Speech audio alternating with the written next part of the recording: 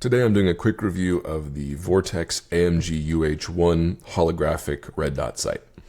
So I really wanted to like this sight.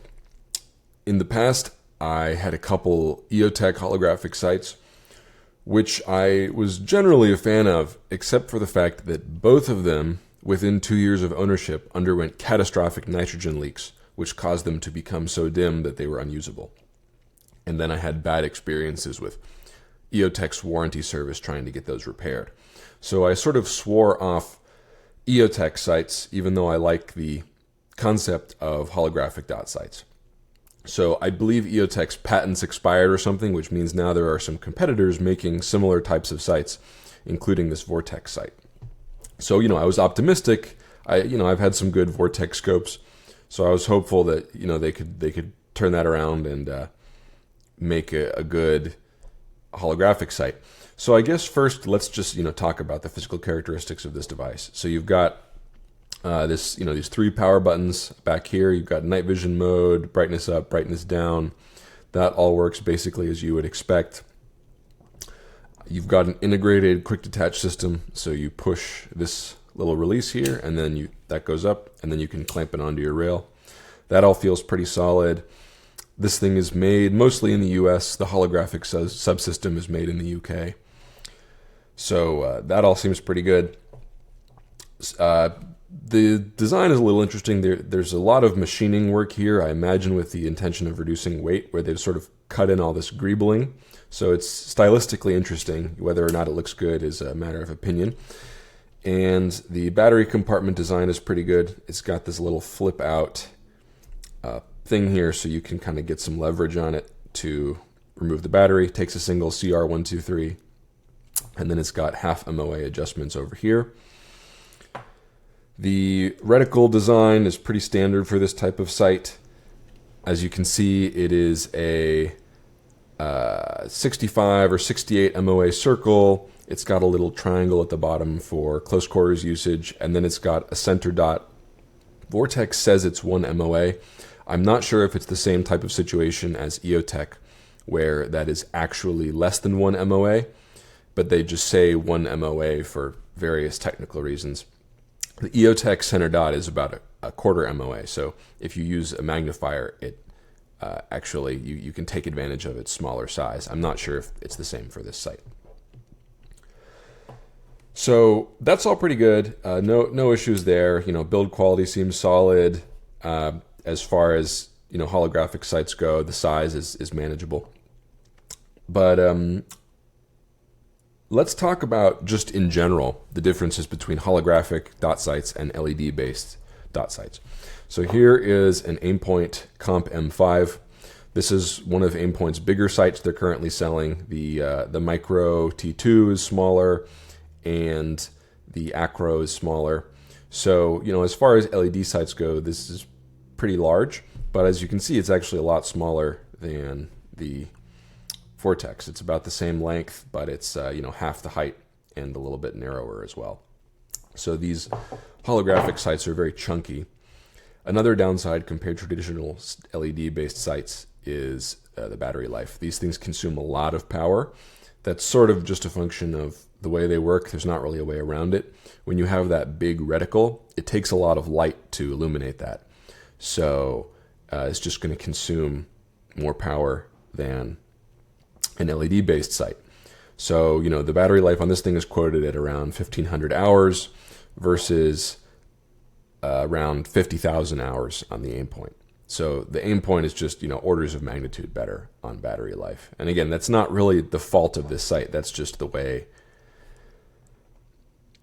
holographic systems work. They're very power hungry. So those are the main downsides, I would say, are the weight and the battery life that are inherent to the holographic system. Now, there are some upsides, of course, otherwise people wouldn't use it. One upside is that you can make those more complicated reticles, and they can look good and have low distortion and low parallax and stuff.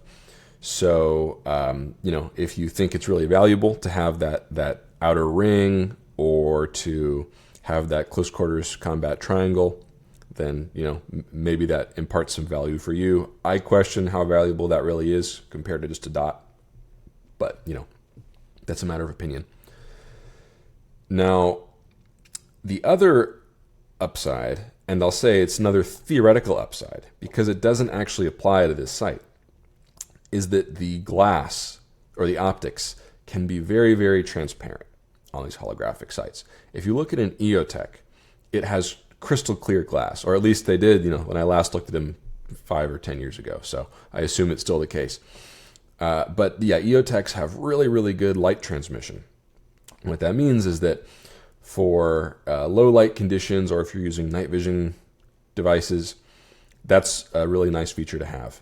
Whereas on an LED-based sight, they have to have some sort of dichroic or notch filter on the optic so that it can reflect the LED back at you and not display the LED downrange. So in principle, these can have really, really high optical transmission. However, as you can see, the optical transmission on this guy in the visible is not very impressive, and here's what it looks like under night vision. So I'll do a quick comparison. So here's the Vortex under night vision, and here is the Aimpoint under night vision. So Vortex versus Aimpoint. So the Aimpoint is not an especially, it has perfectly reasonable transmission, but it's not like it's known for being good at having really high light transmission. So the fact that the Vortex as a holographic sight is actually worse than the Aimpoint by a pretty significant degree, that eliminates like half the point of having the Vortex. So I'm not really happy about that aspect of the Vortex's optical system. Another thing I'm not happy about is the way they've done the brightness regulation on the Vortex. So if you want to regulate the brightness of a light, especially an LED or a laser diode, there are sort of two ways you can do it. One is constant current regulation, and that's where the LED is on all the time, and you simply reduce the amount of energy or the amount of power flowing through the LED, but it never turns off. It's on the whole time. So this is kind of the best way to do brightness regulation. It is the most efficient, and it looks the best. However, it is more complicated from an electrical engineering perspective, especially if you need a very high dynamic range, meaning if the maximum brightness is much, much brighter than the minimum brightness, which for a site like this is definitely the case, right? The dimmest night vision mode might be, 100,000 times dimmer than the brightest mode. So basically the only reason you wouldn't do that is because it's, too much electrical engineering work, or you don't want to add that many components or whatever, but it is the best way to do it. Now there's a cheaper way to do it, and it is simpler engineering wise, and it requires fewer components, and that's called pulse width modulation. And that is where you turn the reticle on and off very quickly. So in the case of this site, I would guess maybe it's being turned on and off something like 100 times a second. So the problem with this is that when you move the reticle in your field of view, and the reticle is moving around, you can actually see it turn on and off. So instead of being a smooth blur from movement, you see lots of little disconnected segments where it's turning off and then turning on again briefly and then turning off again. So this is distracting, and it looks really cheap. I'm not a fan of it. You don't have to do it this way. In principle, you can have PWM, and as long as you're turning the light on and off fast enough, if you do it, 1,000 times a second, it's going to be very difficult to notice it turning on and off, and it's going to be less distracting. Now, the problem is that when you have a very wide dynamic range, so let's say they're turning it on and off 100 times a second, and they need to be able to have it on as little as anywhere from 100% of the time to 1/100,000th of the time. Well, 1/100th of a second times 1/100,000th of the time is 1/10 millionth of a second. So that means that the chip that's turning the LED on and off, or the laser diode on and off, needs to be able to turn it on for as short as 1/10 millionth of a second. So this is starting to push the limits of what you can get with cheap, power-efficient consumer microcontrollers. So that's probably where they're at, is they had to turn the speed at which they turn the laser on and off down to a pretty low speed of 100, 200, something like that times a second, just so that they could get a microcontroller that was fast enough to do that on the night vision modes. And there are workarounds they could have done to make this look less bad, but it doesn't seem like they did any of them. So unfortunately, yeah, you have that sort of distracting, cheap look of the reticle jumping around. So I'm really not a fan of that either.